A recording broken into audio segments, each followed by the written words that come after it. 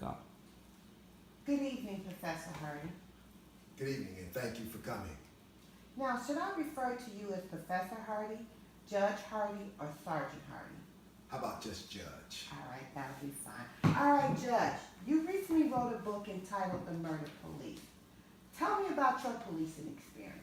Well, my police experience started at the Chicago Police Department in October of 1973. I spent a total of 29 years with the Chicago Police Department. I spent 12 years as an investigator. I was promoted in November of 1978, and I was assigned to Area 2 Youth, which is now Special Victims Unit. In 1990, I was promoted to sergeant, and during that time as a sergeant, I worked basically in patrol, and I spent 2 years in Public Housing North, which encompasses Cabrini Green. Wow, you're a highly experienced officer. Well, I put in my time. All right, very well. All right, Judge, your book is entitled The Murder Police. Tell me about the title. Why did you select this particular title?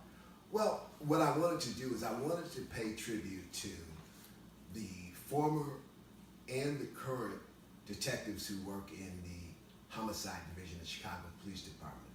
I think that too often people don't realize exactly what it is they do and the service that they give us here in the city of Chicago and in other major cities, as the challenge of dealing with murders and murder investigations and bringing those persons as fast as they can to justice. Right. Now, this particular story gives an account of murder prostitutes that were drug users. Why was it important to tell this story? Well, in a number of communities, there are people who are forgotten, people who believe they don't have a voice. And in writing this, I decided to give a voice to those who had no voice. I wanted to make sure that they knew that the police department was looking for those people who would bring them harm and would bring them to justice as soon as they could. So it was a way to humanize the prostitutes. Absolutely. All right, good. How does one purchase the book, The Murder Police?